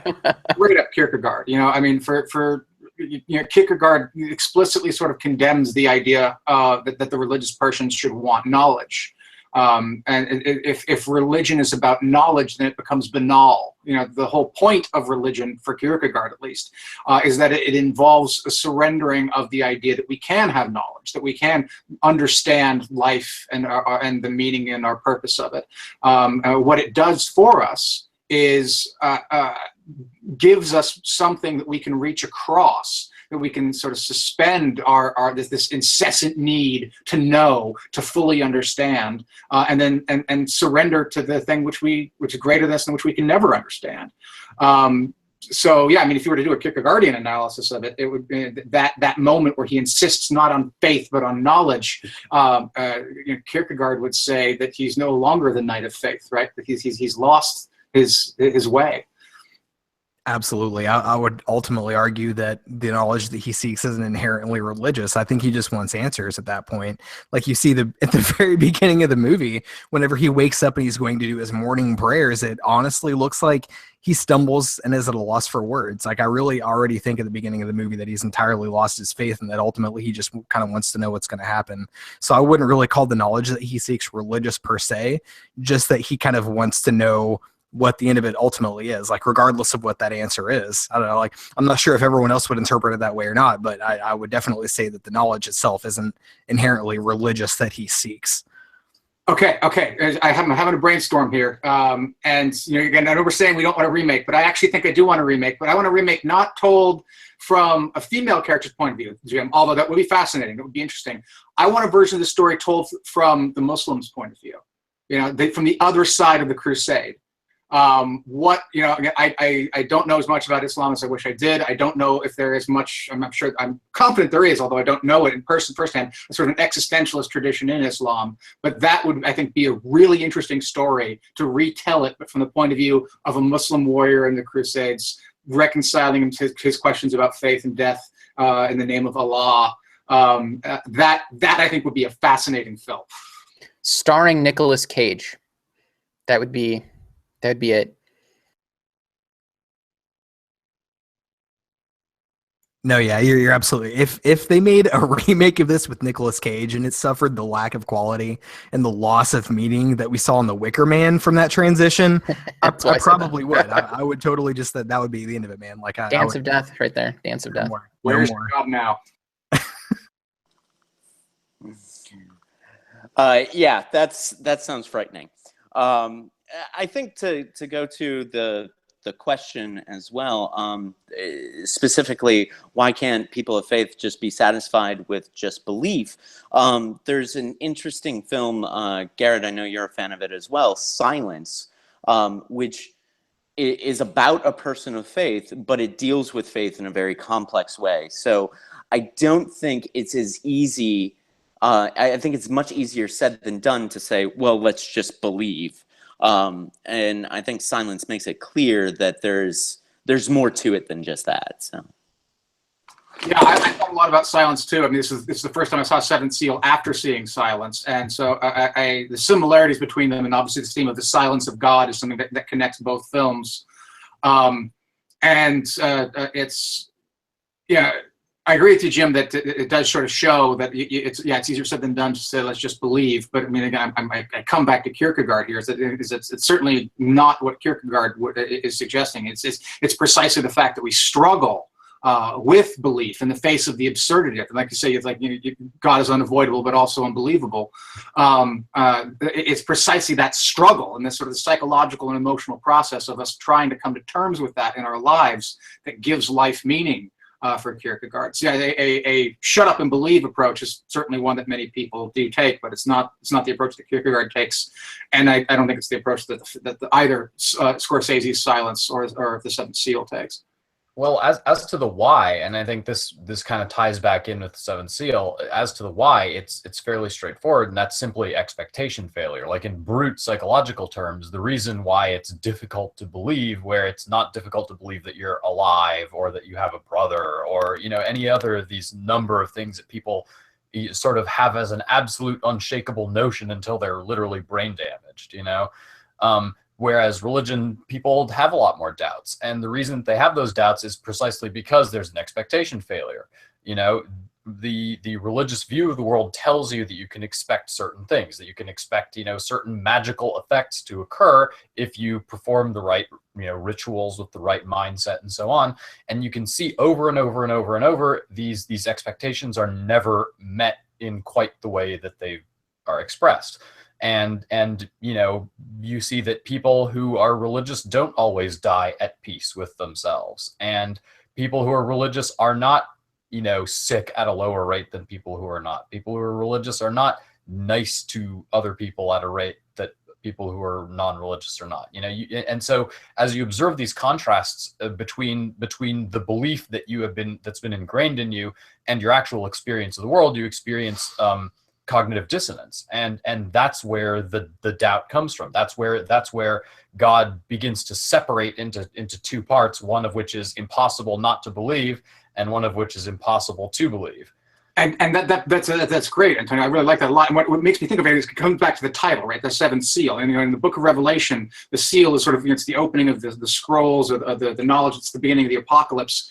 And there is this sense that if the apocalypse did come, there's a silver lining there. And whether you go to heaven or you go to hell, at least right? The questions no longer plague you. You don't have to wonder whether or not there's a God. The end is nigh. All will be revealed. And whatever torments may await you in hell, if you end up going there, at the very least, you're no longer in this position of suspension where you don't know. And if you really want knowledge, the way the knight does, then that's at least some relief. It's weird to think of the apocalypse as having. So to wrap it back around to expectation failure, the movie really is about learning to line your expectations up with what you have come to discover is the reality. That death is always there around every corner. That he is listening in on your chess moves. That the most you can hope to impede him is simply knock a couple pieces off his board, and while someone else profits from your desperation. And so it's about going from the cognitive dissonance of those expectation failures, the asking why is this, where is God in all this, to simply saying my previous view was wrong. What the important thing is the bowl of fresh milk. The important thing is realizing that I can't outsmart death, that I must at some point when my important thing is done, I must welcome him into my house as a lord. It's very rich in that.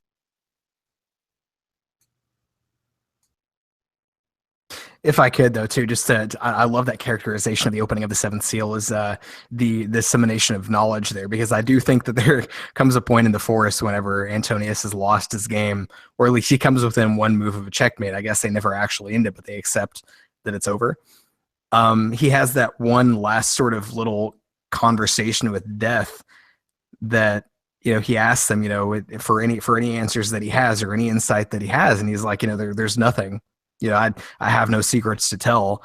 So I really feel like that kind of is the point of gnosis. It's like, he's disseminating. If there's anything out there, I don't know it, and who would know better than me? But he still sort of chooses to have faith anyway.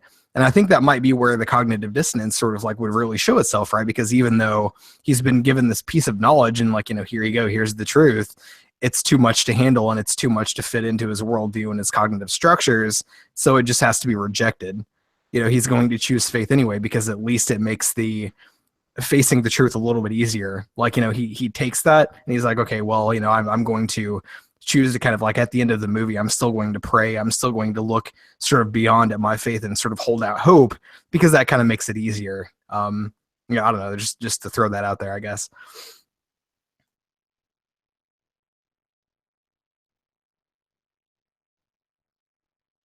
Anything else you guys want to add about this movie?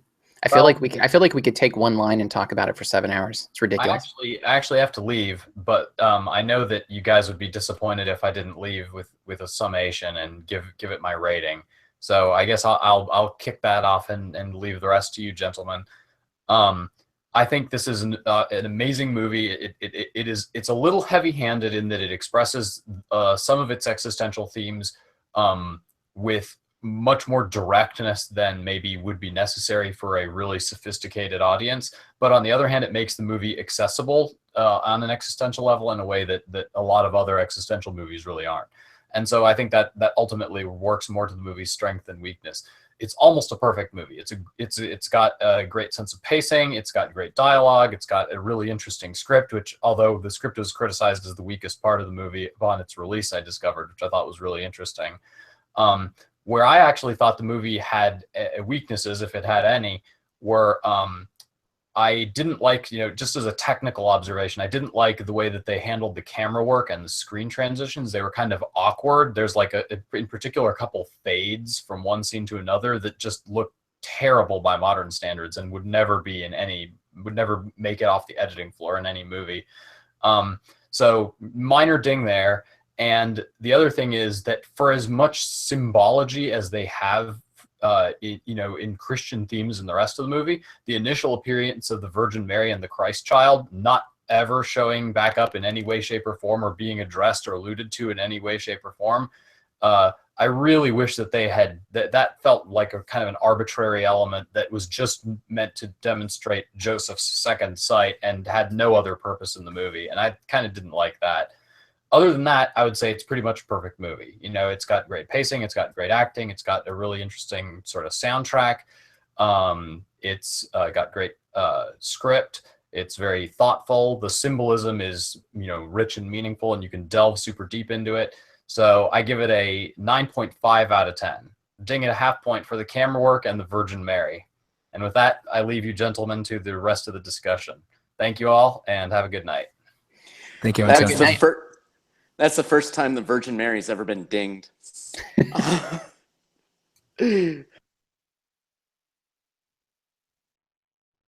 I guess I'll pick up. Okay, go ahead, Garrett. There's no way to segue out of that. That was like the greatest joke ever. So just go for it, Garrett. Don't sell your puns from earlier. Shy, Noah. No, I think I'm inclined to I think I'm going to share Antonio's rating. I give it sort of a 9.5. I ding it for slightly different reasons, though. I actually do think an aspect of the script in particular, I feel there's in some sense a lack of cohesion from a lot of the different sort of characters. The relationships between them aren't entirely clear. The relationship between like the knight and the squire is clear, and then the knight and the mute girl is clear, but they all sort of end up as part of this caravan together. And it's not entirely clear how the others sort of think or relate to one another in a variety of different ways. And I think that's a consequence of the fact, I think, that plot-wise, like we're saying, someone says it's a plotless film. I'm not sure it's plotless, but the plot isn't really the strong suit. The story going forward, in as much as there is a story, is almost just sort of connective tissue to getting to these sort of dialogues and these soliloquies about death. And so while I think the dialogue is wonderful, and the existentialist themes are wonderful, in principle, I would have liked to have seen a tighter plot, a tighter story, and in so doing tighten the relationships between the characters. I have no idea how that would be done. I certainly am not suggesting that I could have done it better, but it is something that ideally, I think in a perfect film would have been there. So 9.5 rating. Yeah, I'll go next. Okay. Oh, sorry. Yeah, I'll try to make mine really quick. I would give this. Well, I don't want to start with my score. I'll start with what I ding it. Not Mary, but how I ding the movie. I actually wanted this to be longer. I would have enjoyed more of the dialogue stretched out, more of the characters developed a little. So I think I'm sort of agreeing with Garrett a little bit. I wanted more of the conversations about God and doubt explored a little more through Antonius. Again, maybe that would have made the film feel very different, and maybe not as well, definitely not as succinct, but it maybe would have given the entirety of the film a completely different flavor. But I would have liked some of this just kind of just talked about a little more, because there's these very powerful one-liners or paragraphs or sentences that that I feel a lot more could be said, but I get why they weren't said. So I don't want to ding it too hard. To me, I feel like up until now, I think we've done close to 15 films, and I feel like it kind of comes down to all other 14 in this one. This one just feels entirely different. It feels much more somber, much more deep, and it's probably because, at least from my perspective, I've had experiences that I sort of think would rival that of Antonius. I mean, clearly not. I'm a shitty. I'd play checkers with death. If death tried to come it'd be checkers. All right, it'd be like Mario Kart with death. But I mean, I get the struggles, the existential side of it. I get the fear. I get the wanting to know. I get all of that. So I think for that, it spoke to me in a way some of the other movies that we've been watching haven't. You know, letting go of the fear of dying was a huge part of my experience of just confronting death and also losing my faith. I stayed in the faith for a very long time precisely because I was so scared of dying. And I know that about myself. I know that I would still call myself a Christian, even though I doubted horribly, even to the point where if you got me drunk, I'd say I don't believe in God. I would still, for the most part, try so hard, just close my eyes and clench my fists and say, no, I believe. Part of it because I just was scared to death of not existing. That concept was just monumentally unsettling to me. And I had my own experience in a film where that took that away from me. And I don't want to butcher this film by talking about it too much, but that was the Liam Neeson film, The Grey. I saw that accidentally and it completely messed me up, totally messed me up. But it messed me up in a way that allowed me to finally step over that last hurdle. And I feel like maybe, I don't know, Ben, I mean, we started this by sort of trying to, you know, wondering what is it about this movie? I'd be really curious to know if maybe anything we've said is kind of expounded on some of the things that you wanted to explore, or maybe answered some of the questions you have. But before I guess we get into that, I would give this film a 9.5. I'd give it a 9.5 out of 10. I thought the script was great. I wanted more of it. I thought that it was profound. And in terms of fear, we usually like rate the film in terms of how scary it is. I don't even feel like this deserves that. I feel like bringing that metric into this kind of film would just degrade the value of the film. I felt like this was a masterpiece, and probably the definitive masterpiece compared to everything else we've done this far. So yeah, I don't know how. I mean, we have the Phantom Carriage coming up next, which, by the way, is also about death. So this is just Death Week. We're just gonna keep going with death here. I'm gonna be sending you guys Oxy in the mail just to get through the next couple of weeks from these podcasts. Yeah, so 9.5 on my end.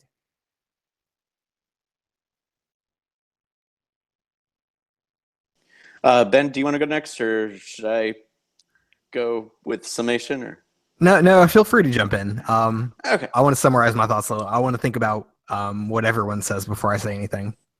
okay. So you guys are doing this on a 10 scale. As far as I do like a 5-star thing. So my initial rating of this was a 3.5 stars. So I guess that would translate to about a 7. And where I would, so I'll talk about the film's weaknesses first, and then I'll go through what I think are its strengths.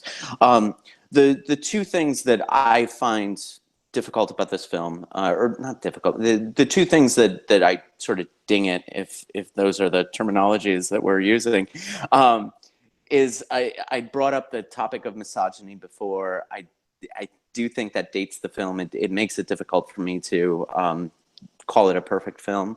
And I also think that there are times in this film when the characters become representations of ideas and not people, not full, well-rounded characters. And mainly that's the female characters. I think Antonius and Yawns, the two main characters, are well-rounded, but I think that the rest of the supporting players are just that, supporting players. So that's where I maybe my metric is a little bit harsher than others. That doesn't mean that I don't like this film. I really like this film. I think it's a recommend. I think it's interesting. I think it's smart. It explores good ideas in interesting ways. It takes the type of risks that many other films don't. It's sort of a cliche to say it, but they just don't make them like this anymore, and they don't. But overall, I think that there are parts of this film that they keep it from being a perfect movie or keep it from being a 4-star film for me. So that's where I am as a whole. So before we throw it over to Garrett, I'm really curious what a 10 is to you. So we kind of did this in our other sessions where I'd give my highest rating, I think so far, to the horror film It Follows. And that's kind of like the pinnacle scaring movie. So what's your 10? What's your 9.5? For a horror film or for all films in general? Let's go both. If you could. Okay. Bam. Horror film. My favorite horror film is The Shining. I think that's a 10 or a 5-star film. 10 for me. That's on our list, so we'll definitely add you if you want to be a part of it. Yeah, I would love to be. So The Shining is my favorite horror film. I probably won't have anything bad to say about that one, unfortunately. Oh, we'll find something. We'll find something. This is an anti-feminist. That's what we're going to shoot for. Right. Yeah, the naked woman in the bathtub. It's so male gaze. But yeah, so The Shining, I think, is my favorite horror film. Closely followed by The Exorcist, which we mentioned before. Rosemary's Baby, I think, is really good too, although I think those have critical problems. My favorite movie of all time is Miller's Crossing. That's an easy 5-star film. Casablanca, Annie Hall, those are my 10s. There are others as well. My favorite film of last year was Silence. That's a 10 as well. So that sort of gives you a metric. I did not like It Follows. I have to watch the podcast so I can see why. Yeah, well, death is coming for you now, my friend, because that's a sin. Yeah, we have 2 things on it. I did my own 30-minute analysis of it, of just me, and then we did a discussion for like an hour and a half. So check it out. I think you'd like it. Okay. Yeah. If we don't convince you, we're gonna have to have a sit down. We're gonna have to talk about it. Okay. All right. Sounds good. For me, again, what I go to is Silence. Silence for me was a 10 out of 10. It was a film that absolutely floored me. Dealt with a lot of the same issues that Seventh Seal did, but without those sort of minor flaws that I talked about. My favorite film of all time, also a Stephen King film, Shawshank Redemption, but not really a horror film. I don't know. I mean, The Shining is a fantastic film. I probably would give that a 9.5 too, though, because again, I think sexism issues. I'm not sure. I mean, as much as I love horror as a genre, if I can think of any 10 out of 10s, maybe Rosemary's Baby. Possibly, but I would have to give it some more thought to pick a horror film that I thought was without a doubt a flawless film.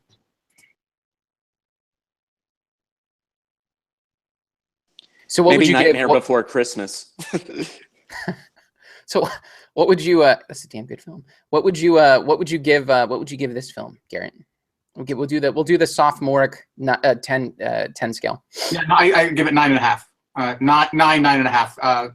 Minor detractions because of, I felt, some looseness in the character relationships and not a terribly cohesive plot line throughout. But all things considered, those are fairly minor critiques. Well, there you go, Ben. So far, this is even with his 7.5. I think this is the highest rated film I think we've done, like across the board. And this is, I just want to point out before we go to Ben and get his final thoughts, this is so antithetical to like the initial, I keep saying this, the initial thrust of this podcast. I don't want to get on the soapbox about this, but basically I have this, I hate when we romanticize the classics and the past, and I like to focus on modern films and talk about those modern horror films, for example, in this podcast. Because I feel like it's easy to confuse like a good film with a nostalgic film or a film of old. And yet here we are. It seems like the farther back we go, the higher the ratings are across the board, even with me. So I don't know what the fuck I'm talking about anymore. I think I may just have to eat crow on that. Well, it makes a certain degree of sense though, right? Because we're not going to go back to films from the 50s that are only mediocre. I mean, you know, if we're going back in time, you're going to focus on the best of the best. That's fair. So that makes a certain degree of sense, I think. Plan 9 from Outer Space was an amazing horror film. I think we should. No, of course, I'm joking there. He's like Killer Shrubs from Outer Space. Classic. Classic. So what do you think, Ben? So this is your 10, right? This is your 10. Yeah, it's I guess you guys already know sort of what I think about this, right? So the cat's already out of the bag. We already have the gnosis. I guess because we know the end of the story, perhaps we can appreciate the journey a little bit more, right? So I understand. Okay, so like I didn't expect everyone to give this a high rating. And that's part of the reason why I was a little bit reluctant to even talk about it in the first place. I appreciate that there, was a 7.5. And I think that's the nature of real art, right? Like it's not going to resonate with every single person, but it's going to resonate with some people so strongly that it overwhelms literally every other experience or interpretation that you could possibly have. And that's kind of what happened here. If I were to sort of judge this on kind of like the visual aspects, yes, there were really interesting shots, but let's be honest, it was a film from the 50s. I mean, it's not exactly going to be comparable to something that we could shoot today. It's not, Avatar. I mean, it's not like mind blowing in terms of the visuals. The dialogue even is a little bit rudimentary. But the substance, I think, really makes up for that. And the fact that I had such, I guess I'm going to call it an emotional reaction to this film. I think that's primarily why I give it a 10, right? I think it is about horror. I think it is sort of like fits into this genre loosely. But it's really kind of like an outside comparison. And I think we've already touched on that just a little bit. Like I had to kind of go outside of the bounds of traditional horror just a little bit to give you my 10. But I do think that's fair because I really do think this touches on something that is deeper than a slasher film or like seeing a lot of blood or like, seeing something that we think is scary. I really think something about this, or at least shows me personally, the root of all of those fears, or at least what they mean to me personally. And pretty much that's why I give this a 10, right? Like I understand the problems with the plot line. I honestly see this more as a series of conversations, kind of like you would think of the, what do you call that movie? The, Waking Life. I don't know if you've ever seen that. Obviously it's nothing comparable. It's not the same thing. This blows that out of the water by every metric. But in terms of structure, I think it's fair to compare it to that because yes, I mean, it is a little bit disjointed, but honestly, I think that serves the purpose a little bit of showing that each character faces death independently and alone. If you've ever seen a movie called Johnny Found His Gun or Johnny Got His Gun, I think is what it's called.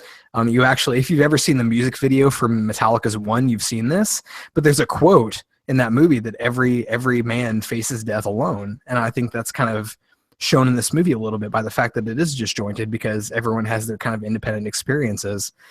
And that makes it better for me. I don't need everyone to be completely cohesive. I don't need them to be related by any other common denominator, but the fear that they have, the common fear.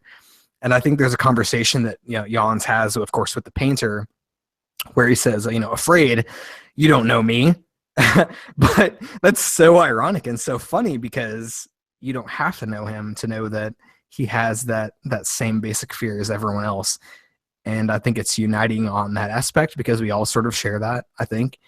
I haven't found an example to the contrary. Even if this one particular film didn't highlight that the best for everyone, I think we all have that. And I think that's something very important. But anyway, yeah, it's hard for me to talk about this just because it's not interesting to me. It is. Like, obviously, there's a lot of philosophical content on here, but the reason that this movie is important to me isn't for a philosophical reason. I watched it just on a whim, and it hit me on a level that no other film has, no other piece of music has, no other work of art has, nothing, period. That's kind of why I give it a 10. So just, I guess that's where I'm going to leave it. I don't mean to step on your toes there for your closer, Ben, but since you bring up the whole idea of that we all face death alone, that's a sentiment which has resonated with me too. But Shelley Kagan, who I know several of you are fans of him, he has an open Yale course on death, and he actually has a bit of an extended rant on that idea that every man dies alone. And in that open course, he basically he makes the case that idea is either vacuous, false, or just not worth taking seriously. So if you're interested in exploring one professional philosopher's take on that idea that we all die alone, Shirley Kagan's little bit in that there's always served personally for me as a little counterpoint. I have seen that. It's on YouTube. I think it's free on YouTube. I don't know if Ben remembers this, but like a couple years ago, Jim and Garrett, you may remember this. A couple years ago, in our little Scratchpad philosophy group that we're a part of, and we do a Halloween Google Hangout every year.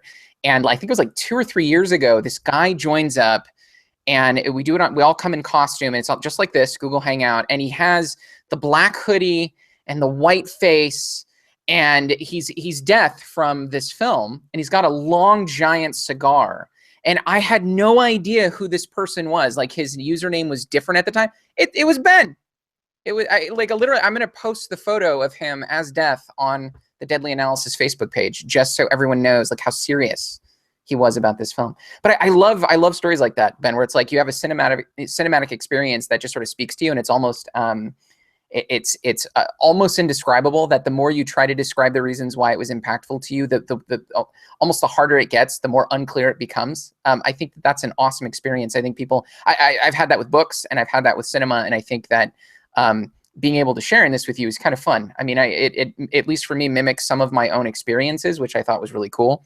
And I mean, we didn't explore those with you. Maybe how some of your religious experiences have sort of echoed some of this. I'm definitely curious to maybe pursue that. Maybe we could do that in a later film. But yeah, this was a great experience, at least for me, a great film. Did you guys have anything else that you guys want to add before we close out?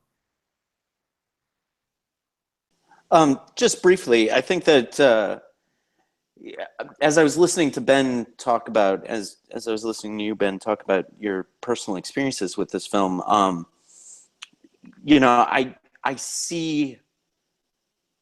certainly see why this film could do that for someone, and because it didn't do that for me, it means that's where I'm sort of at the 3 or 7 rather than the 10. I think that and because I wasn't totally sucked into the film the way you were is sort of what kept it. Sort of the contrast of that is Silence, where I was totally sucked into the film, and it did resonate for me personally in probably identical ways that you did. But I think that's also one of the reasons we all love art, right? We all love art because it's idiosyncratic in many ways, and so yeah, I think that's something that we could sort of celebrate as we talk about other movies as well. So moving on. Yeah, no, we try, or at least I try, to make the distinction in this podcast between like appreciating a film or appreciating a horror film and enjoying a horror film, right? The objective and the I think we've hit on both of those. This was a great experience. Yeah, we got to beat Ingmar Bergman's The Seventh Seal now. This is now, if I'm putting that on the list, is the highest rated film across the board. So next week we're going to be doing The Phantom Carriage, 1929. Just keep going backwards. We're just going to keep going to like the first film, I think is what's going to happen. We're just going to keep going back and back and back. So I have seen The Phantom Carriage. Have any of you guys seen The Phantom Carriage? I'm really curious. Yeah, I saw it in film appreciation classes, awesome. like 20 years ago. So yeah, nice. It's an interesting film. So I'm he's like, I don't want to hearing what you have to say about that. Yeah, I don't want to spoil it. You know what? This is going to sound crazy. My first experience of this, Shayra actually, who wasn't here tonight, was the one who told me about it. And I was going to see a modern horror film. I think it was Get Out. This last year, and I saw it at a theater called Alamo Drafthouse that does. It was in Dallas, that does like they give you beer and food and shit, and you have like recliners. It's a very bourgeoisie sort of theater, like one of those. But one of the things they do is they show, like, instead of they show trailers, but right before the film starts for like 30 minutes, they show actual scenes from other films, and so they played a good amount of The Phantom Carriage. And I was sitting there just like glued, like everyone's walking in like shh, stop. Shut up. Like I'm just like glued to The Phantom Carriage. And so I absolutely had to put it on the list for one of the films we talk about. So yeah, and Get Out is not on the list, even though it was like the top horror film this last year, but whatever. It's a good film. Okay. So thank you guys for watching. We had a few viewers. This was kind of cool. We had a couple questions from Pony Swag, best name ever. So check us out next week. We'll be doing Phantom Carriage. Check us out on Facebook, Instagram, and Twitter at the Deadly Analysis Podcast. If you like what you saw, send us a message, give us a like, and thanks for watching, and see us next Sunday night.